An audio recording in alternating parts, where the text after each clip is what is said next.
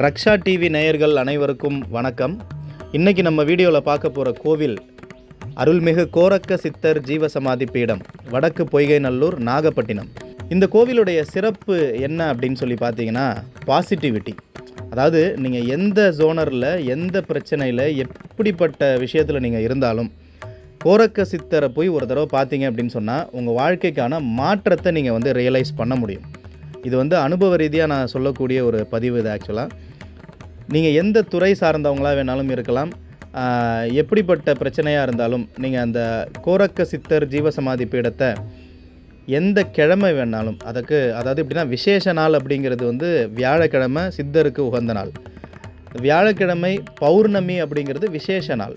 So மாதம் பௌர்ணமியில் சிறப்பு அபிஷேகங்கள், சிறப்பு வழிபாடு முறை எல்லாமே அங்கே நடக்கும். பௌர்ணமி அப்படிங்கிறது ரொம்ப விசேஷமான, ரொம்ப க்ரௌடாக இருக்கிற நாள். அந்த நாளில் தரிசனம் பண்ணுறது முழு இரவு அங்கே தங்குவாங்க. ஸோ இடம் கிடைக்கிறதே ரொம்ப கஷ்டம், ரொம்ப கூட்டமாக இருக்கும் கோவில். அந்த சித்தர் கோவிலில் தங்குறது மூலமாக என்ன நடக்கும் அப்படின்னா சாப பாப விமோச்சனம். நீங்கள் எப்பேற்பட்ட பாவ செயல்பாடில் சிக்கி உங்கள் வாழ்க்கை நெகட்டிவாக இருக்குது அப்படின்னா அதுக்கு கண்டிப்பாக இந்த சித்தர் கோவிலில் இரவு தங்குறதுன்றது பெரிய பாக்கியம். அது கிடைக்கிறது ரொம்ப கஷ்டம். அப்படி கிடைச்சதுன்னா நல்ல மாற்றத்தை நம்ம பார்க்க முடியும். பொதுவாக தரிசனம் அப்படின்னு பார்த்தீங்க அப்படின்னா சிறப்பு அபிஷேகங்கள் நார்மலாக வியாழக்கிழமைன்றது இந்த சித்தருக்கு உகந்த நாள். இது மட்டும் இல்லாமல் பார்த்திங்கன்னா கோரக்க சித்தரை வழிபடுறதுக்கு காலையில் நடை திறப்பு அப்படின்னு பார்க்குறது இந்த கோவிலில் காலையில் 5 மணிக்கெல்லாம் நடை திறந்துடுறாங்க. பகல் 1 மணி வரைக்கும் சாமி தரிசனம் செய்யலாம். அதன் பிறகு பார்த்திங்கன்னா மதியம் 3 மணிலிருந்து இரவு 9 மணி வரைக்கும் நீங்கள் சாமி தரிசனம் செய்ய முடியும். ஸோ இப்படிப்பட்ட சூழ்நிலையில் பார்த்திங்க அப்படின்னு சொன்னால் இந்த பூஜைக்கான நேரம், அதாவது காலையில் முதல் வேளை பூஜை 8 மணிக்கு நடக்கும். அந்த 8 மணி பூஜையில் சங்குலாம் ஊதி சாம்பிராணி போட்டு ஒரு ப்ரொசீஜர் மாதிரி பண்ணி சித்தர் மூல மந்திரம் முழங்க சங்கு ஊதி அதுக்கப்புறமேட்டா வந்தவங்க அனைத்து நபர்களுக்குமே அன்னதானம் வழங்குவாங்க. மதியம் பகல் 12:30க்கு ஒரு உச்சிகால தீபார்த்தனை அப்படின்னு சொல்லி ஒரு ப்ரொசீஜர் ஒன்று நடக்கும். இரவு வேளையில் 8:30 அங்கே ஒரு அதே மாதிரி இரவு பூஜை ஒன்று நடக்கும் சாயரச வேளையில். ஸோ இந்த இரவு நேரத்தில் பார்த்திங்க அப்படின்னா அந்த அன்னக்காவடி, காவடி அப்படின்னு சொல்லுவாங்க. அன்னக்காவடி அப்படின்னா அன்னம்னா சோறு, காவடி அப்படிங்கிறது அந்த வடக்கு பொய்கைநல்லூரை சுற்றி இருக்கக்கூடிய மக்கள் சித்தர் கோவிலுக்காக, அதாவது நைவேத்தியத்துக்காக அவங்க வீட்டில் சமைச்ச சோறு, அது அன்னக்காவடியில் கொடுத்து அனுப்புவாங்க. அதை எடுத்துகிட்டு சித்தர் கோவிலில் நைவேத்தியம் பண்ணி அதை பூஜை பண்ணதுக்கப்புறம் பிரசாதமாக விநியோகம் பண்ணுவாங்க. ஸோ இந்த சாப்பாடை சாப்பிட்றது மூலமாக, இந்த அன்னதான சாப்பாடு இதை கிடைக்கிறதே பெரிய பாக்கியம். அது அப்படி நடந்தால் நோய் தீரும் அப்படின்னு சொல்கிறாங்க. எப்பேற்பட்ட வியாதிக்கும் அது ஒரு அருமருந்தாக செயல்படும்.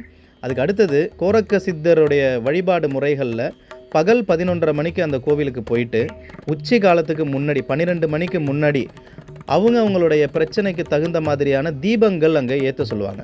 உதாரணத்துக்கு திருமண தடை நீங்க அப்படின்னா 21 நெய் தீபம், குழந்தை பாக்கியம் பெற அப்படின்னா 41 நெய் தீபம். ஸோ இதை மாதிரி அந்த கோவிலில் ஒரு விஷயத்துக்குமே குடும்பத்திற்காக ஜென்ரலாக அப்படின்னு பார்த்தா 7 தீபம்.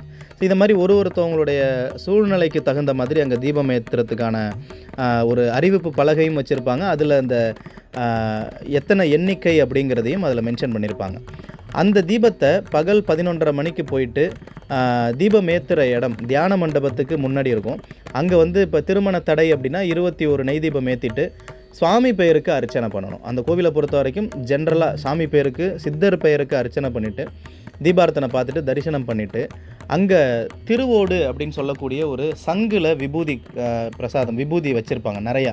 பக்கத்துலேயே பேப்பரும் இருக்கும்.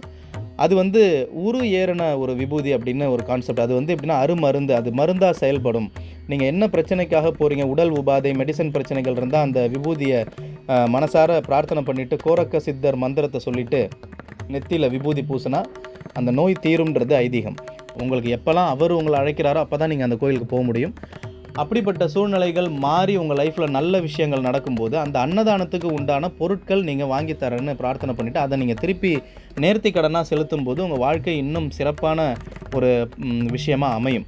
அதே மாதிரி அந்த பௌர்ணமி நாட்கள் அப்படிங்கிறதும் ரொம்ப விசேஷமாக இருக்கிறதுனால திருமண தடைகள், தொழில் சம்பந்தப்பட்ட விஷயத்தில் இருக்கக்கூடிய நெருக்கடிகள், அனைத்து விஷயங்களுமே மாற்றத்தை நோக்கி பயணிக்கும். ஸோ மனக்குறைகள் தீரும். எவ்வளோ பெரிய பிரச்சனைக்கும் அங்கே வந்து சொல்யூஷன் இருக்குது. மற்றபடி நீங்கள் அந்த பிரார்த்தனையை வந்து ஒரு உண்மையான பிரார்த்தனையாக சின்சியராக நீங்கள் அதை செய்யும் பட்சத்தில் அதனுடைய மாற்றத்தை இம்மிடியட்டாகவே கண்டிப்பாக நீங்கள் வந்து பார்க்க முடியும். இது அனுபவ ரீதியான வார்த்தைகளாக நான் இந்த விஷயத்தில் சொல்லிகிட்டு இருக்கேன். ஓம் கோரக்கர் சித்தாய நமக. திருச்செந்தூர் முருகா போற்றி.